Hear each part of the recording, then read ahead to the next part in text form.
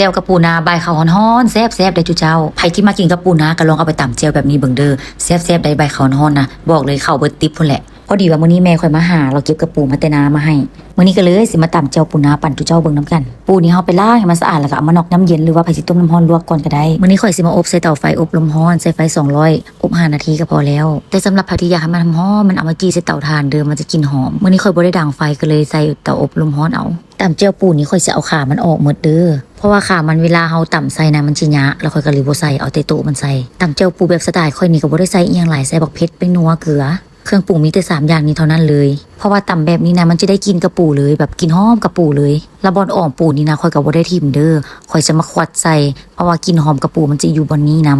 มันจะมันอีกตะกี้นะข่อยตำแก้วกระปูข่อยเคยเอาขามันใส่นํแล้วเฮาตำบ่แหลกแล้วฮู้สึกว่ามันหยะแฮงบ่แซ่บคือเฮาตำแต่โตมันแบบนี้นะตำแรกๆดีๆนะมันจะบ่หยะกินละแซ่บๆได้กระปูนะช่วงนี้มันๆเด้แจ่วกระปูของข่อยก็แล้วเรียบร้อยแล้วเป็นจังได๋จุเจ้าเป็นตาแซ่บอยู่บ่กินตำแจ่วกระปูแบบนี้ละคิดฮอดบ้านเลยจุเจ้าลองไปตามกินเบิ่งเด้อว่าสิมักคือข่อยบ่สำหรับตัวข่อยนี่เว้าเรื่องแจ่วนี่มักได้บ่ฮู้ว่าเป็นอีหยังได้กินข้าวเหนียวใบแจ่วแบบนี้นะถือว่าสู้ใจแหละ